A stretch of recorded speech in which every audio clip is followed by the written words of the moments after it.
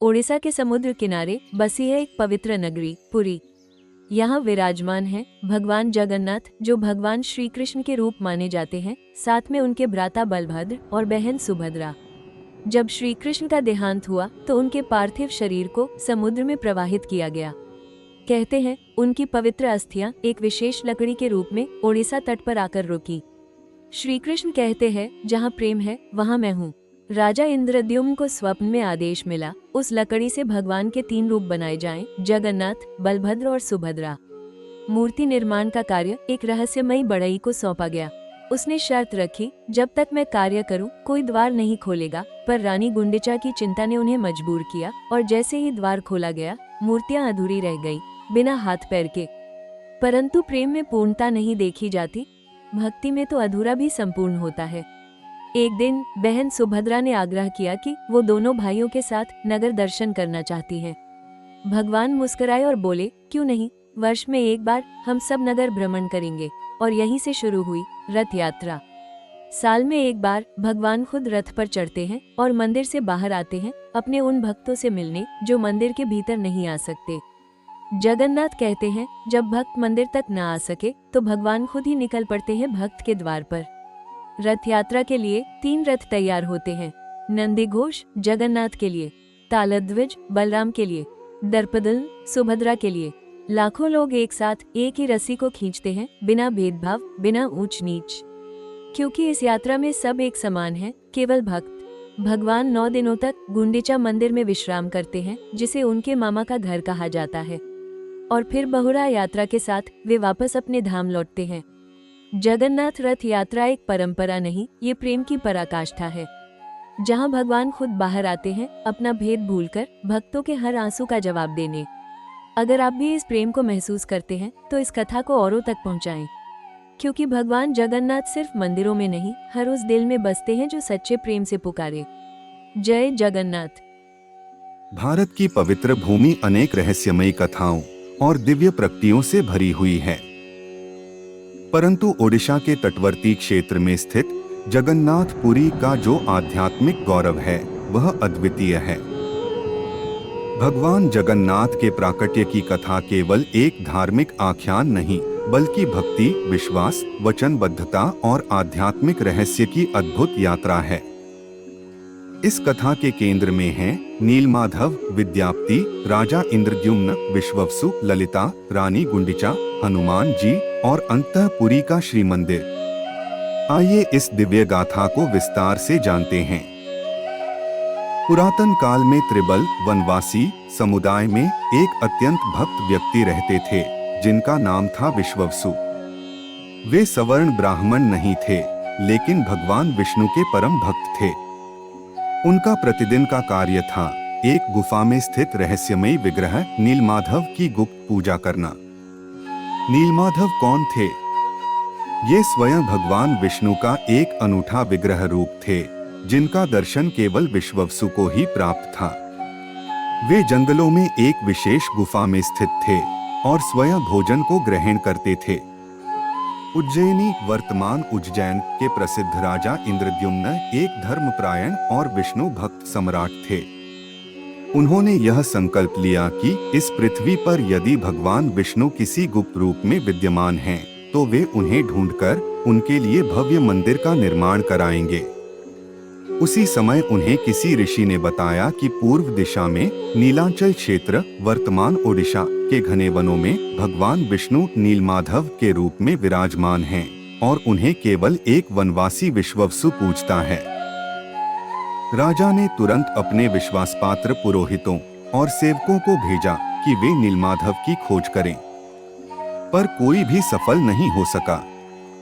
अंततः राजा ने अपने भाई, जिनका नाम था विद्याप्ति, वे अत्यंत बुद्धिमान, विनम्र और कूटनीतिक स्वभाव के थे, उन्हें यह कार्य सौंपा गया कि वे किसी भी प्रकार नीलमाधव का दर्शन करें और स्थान का विवरण राजा तक पहुंचाएं।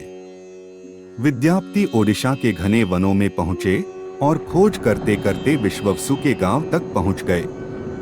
उन्होंने पहचान छिपाकर वहां के लोगों से मित्रता की और विश्ववसु के घर पर अतिथि बनकर ठहरे। विश्ववसु ने भी उनका आदर पूर्वक स्वागत किया लेकिन नीलमाधव की पूजा का रहस्य नहीं बताया। विश्ववसु की एक सुंदर, विनम्र और धार्मिक पुत्री थी ललिता। विद्यापति ने ललिता से धीरे धीरे घनिष्ठता बढ़ाई और दोनों के बीच प्रेम उत्पन्न हुआ। कुछ समय पश्चात विद्यापति और ललिता का विवाह हो गया। विवाह के बाद ललिता को ज्ञात हुआ कि विद्यापति का उद्देश्य वास्तव में क्या है, वह नीलमाधव का रहस्य जानना चाहते हैं। ललिता ने पिता से विनती की कि वे एक बार विद्यापति को नीलमाधव के दर्शन करवा दें। विश्ववसु ने बहुत सोचा और अंततः यह शर्त रखी कि विद्यापति की आंखों पर पट्टी बांध दी जाएगी और उन्हें गुप्त मार्ग से ले जाया जाएगा।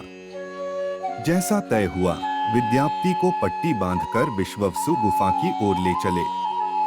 लेकिन चतुर विद्यापति ने एक उपाय कर लिया।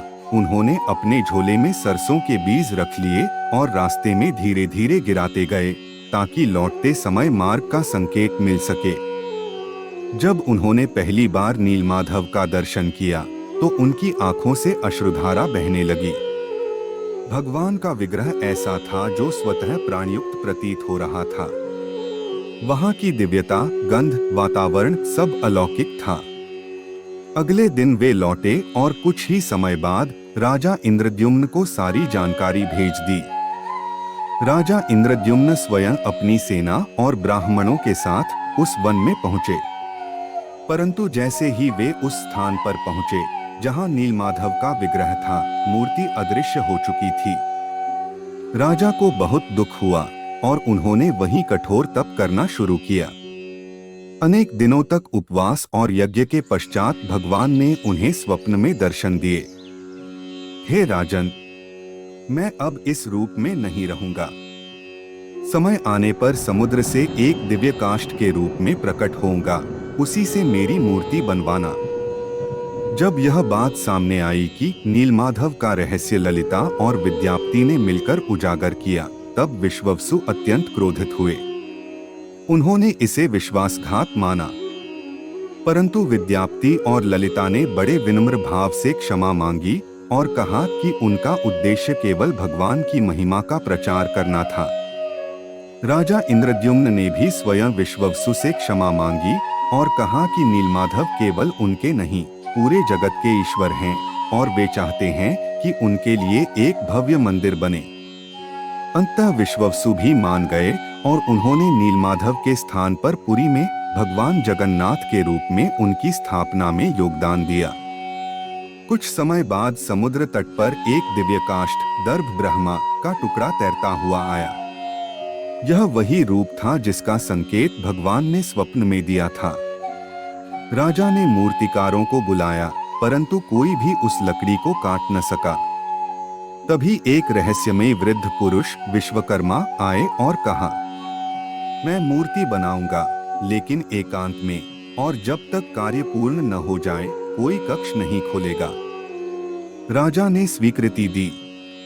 15 दिन बाद जब आवाजें आनी बंद हो गईं, रानी गुंडिचा ने आशंका से दरवाजा खुलवा दिया। अंदर मूर्तियां तैयार थीं, पर अधूरी थीं, हाथ पैर नहीं बने थे। वृद्ध लुप्त हो गए। राजा दुखी हुए कि उन्होंने नियम तोड़ा। परंतु तभी आकाशवाणी हुई, हे राजन, यही मेरा लीला रूप है, यही जगन्नाथ, बलभद्र और सुभद्रा के रूप में पूजे जाएंगे। अधूरी प्रतीत होने वाली ये मूर्तियां मेरी पूर्णता का संकेत हैं। राजा ने पुरी में एक भव्य मंदिर का निर्माण करवाया। साथ ही देवी विमला की भी स्थापना हुई, जो तांत्रिक परंपरा में भगवान की माता मानी जाती हैं। मूर्ति स्थापना के पश्चात हर वर्ष रथ यात्रा का आयोजन हुआ, जहां भगवान जगन्नाथ, बलभद्र और सुभद्रा 3 अलग अलग रथों पर विराजमान होकर भक्तों के बीच निकलते हैं। पुरी की रथ यात्रा के समय भगवान जगन्नाथ अपने भाई बहन के साथ जिस स्थान पर विराजते हैं, उसे गुंडिचा मंदिर कहा जाता है। यह स्थान पुरी के मुख्य मंदिर से लगभग 2 किलोमीटर दूर स्थित है। किंवदंती के अनुसार रानी गुंडिचा, राजा इंद्रद्युम्न की रानी, भगवान जगन्नाथ की महान भक्त थीं उन्होंने स्वप्न में आदेश पाकर यह छोटा मंदिर बनवाया ताकि जब भगवान रथ पर सवार हों तो वहां विश्राम कर सकें। इसलिए हर वर्ष रथ यात्रा में भगवान मुख्य मंदिर से निकलकर गुंडिचा मंदिर में 9 दिनों तक विश्राम करते हैं। इस यात्रा को गुंडिचा यात्रा भी कहा जाता है। गुंडिचा मंदिर भगवान के मामा का घर माना जाता है और भक्त इस अवसर पर विशेष भक्ति और सेवा के साथ भगवान का स्वागत करते हैं। मान्यता है कि भगवान राम के रूप में श्रीहरि ने यह वचन दिया था कि कलयुग में जब वे जगन्नाथ रूप में प्रकट होंगे तब हनुमान जी सदैव उनकी सेवा में उपस्थित रहेंगे। इसलिए पुरी में बड़ा हनुमान मंदिर भगवान के दक्षिण में स्थित है। एक लोक कथा के अनुसार भगवान जगन्नाथ की रथ यात्रा के समय हनुमान जी उनके रथ की रक्षा करते हैं और मार्ग में आने वाले विघ्नों को हटाते हैं।